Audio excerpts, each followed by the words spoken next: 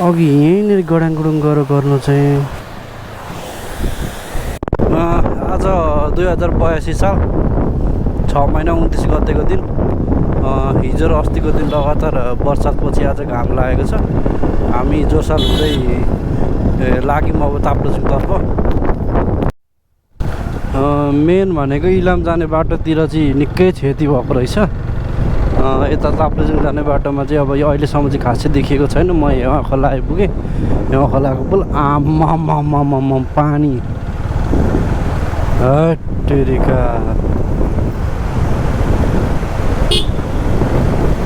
पानी त अनि बबाल रिङोटै चल्ने खालको रहेछ नि हो।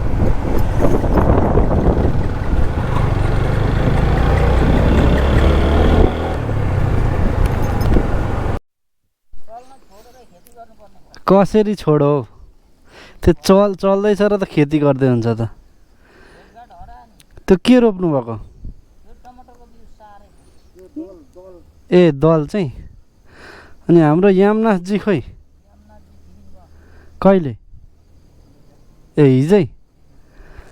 ए ल ल ल म लाग्यो ताप्लेजुङ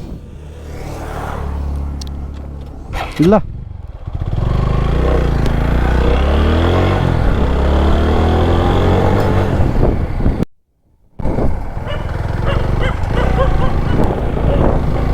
के हो एकरो भोकिरहेछ त कुकुरमा के हुन आँट्यो?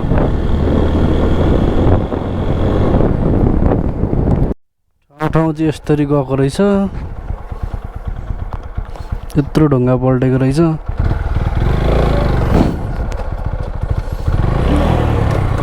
अब अहिलेसम्म चाहिँ यही एउटा हो मैले देखेको होइन। यस्तो रुख लडेर बिजोक रहेछ यहाँ सल्लेरीमा चाहिँ।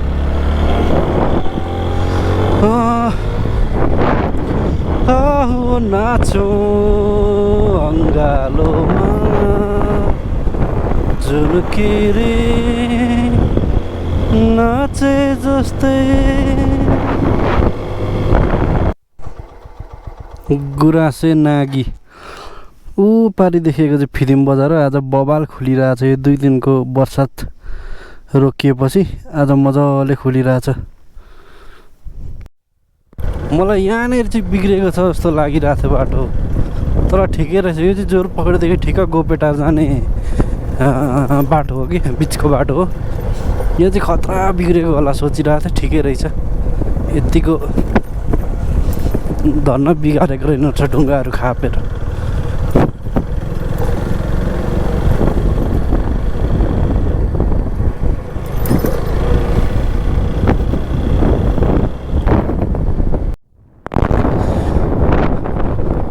हिलियाङ दरबार प्रवेशद्वार यहाँदेखि उता चाहिँ अब जमाना अब पुरानो त नभनौँ, अहिले अब पुरानै अलिअलि संरक्षण गरेर त्यो पुरानो वस्तुहरू राखेको होला होइन। यस म त्यो बनाउँदै चाहिँ गएको थिएँ। अब अहिले चाहिँ छैन गएको। मेरो पुरानो भ्लगमा हेर्न सक्नुहुन्छ।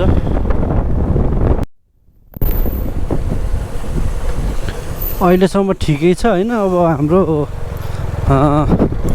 अवलोकनमा ठिकै छ। अब बाटोहरू म त खासमा बाटै हेर्नु आएको हो कि कस्तो भएछ के भएछ होइन।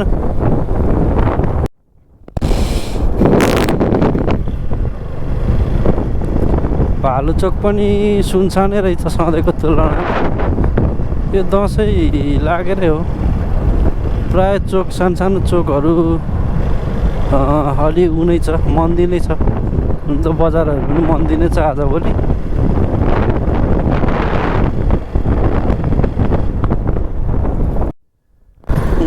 ल यो हामी गणेश चोक आइपुग्यौँ होइन। सधैँ जस्तो बिजी छैन गणेश चोक पनि, दसैँको कारणले हो। नभए यहाँनिर पुरै गाडीहरू होइन अलि भिडभाड हुन्थ्यो। ल यहाँदेखि यता जाने चाहिँ थर्पु, च्याङथापु, तिम्बु पोखरी, सेट्टी छ कहाँ यहाँको यो बाटो चाहिँ सर अझ सल्लीपुर झरेको होस्, यो पारीको गाउँ चाहिँ ताप्लेजुङ है, यो पारीपट्टि।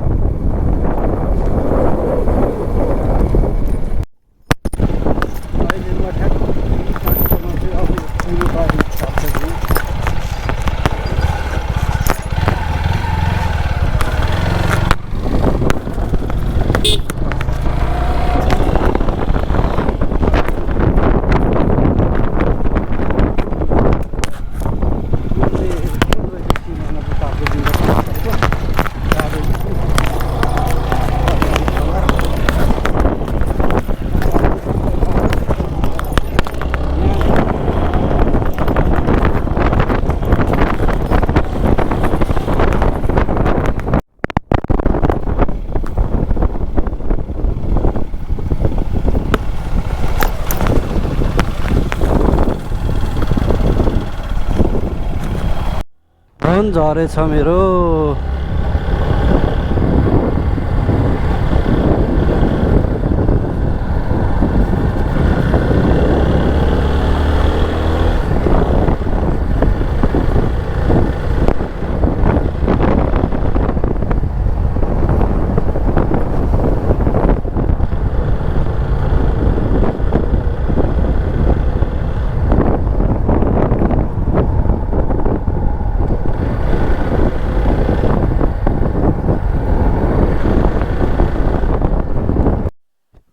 साला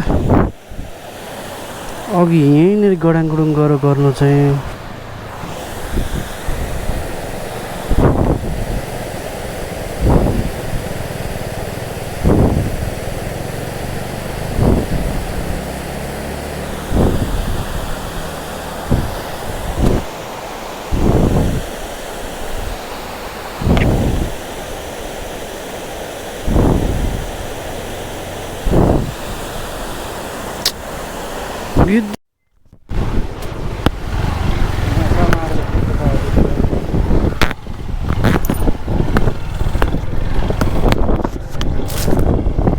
माछा मार्दैछन् गली छुकेर।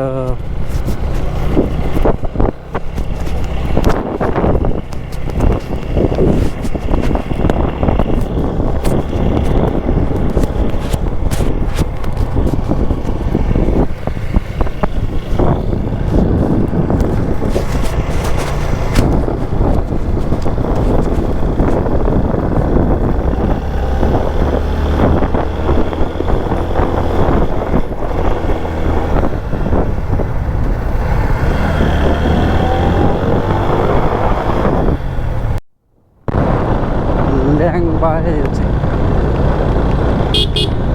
मन्दिर छ यहाँमाथि। जे विश्वकर्मा बाबाको मन्दिर अरे, एकदम ओरिजिनल।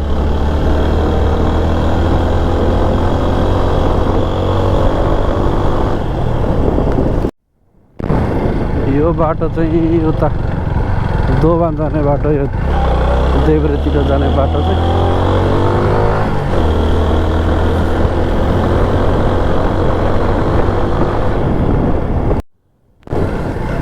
फुङलिङ बजार सुरु भयो ताप्लेजुङ जिल्ला अस्पतालको सदरमुकाम गेटबाट।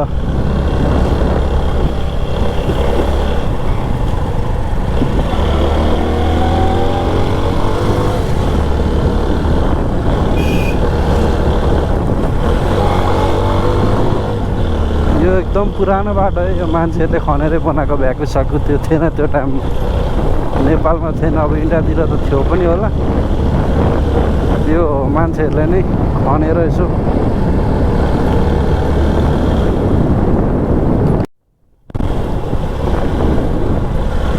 यो चाहिँ तपाईँको तोक्मे डाँडा भन्छ यसलाई चाहिँ। यहाँनिर फाल्गुनन्दको मूर्तिहरू चाहिँ यहाँ अगाडि। यो चाहिँ ट्याक्सी स्ट्यान्ड हो, ताप्लेजुङ फुङलिङ बजारको ट्याक्सी स्ट्यान्ड हो यो चाहिँ। यो चाहिँ ठ्याक्कै तोक्मे डाँडामा पर्छ।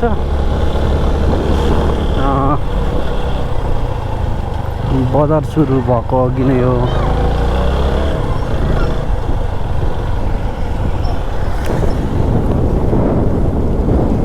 यस्तै छ यो फोङलिङ बजार।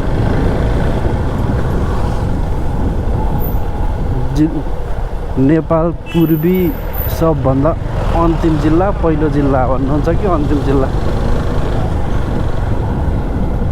यही। अब यहाँदेखि उता कुनै जिल्ला छैन, उही चाइना मात्रै अब यहाँदेखि बोर्डर भेट्छ।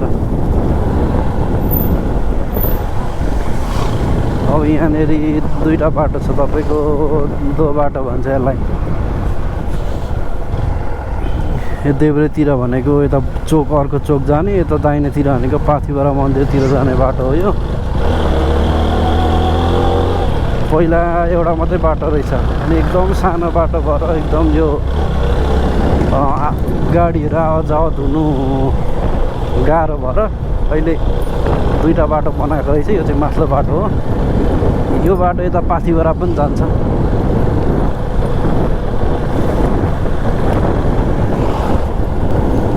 यो चाहिँ भर्खर नयाँ बनाएकै बाटो। मजी ओह्रालो लागे होइन बजारतिर। यसलाई चाहिँ यो चाहिँ गोस लाइन हो। फेरि फोङलिङको गोस लाइन, यहाँनिर गोसहरू काट्ने ओर्ने बनाउने। आज र भोलि त सरकारी बिदा दिएको होला सरकारले होइन। यो बर्खामा पानी एकदम अब हिजो र अस्तिको दिन त बवालै परिरहेको थियो नि त। धेरै जनजीवन पनि प्रभावित भएर अब हामी वीरेन्द्र चोक र यो वीरेन्द्र चोकै हो चाहिँ।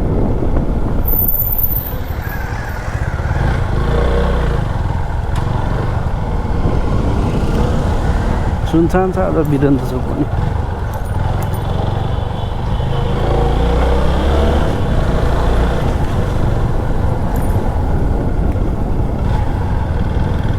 अब यहाँदेखि तपाईँको दाहिनेतिर भनेको हस्पिटल।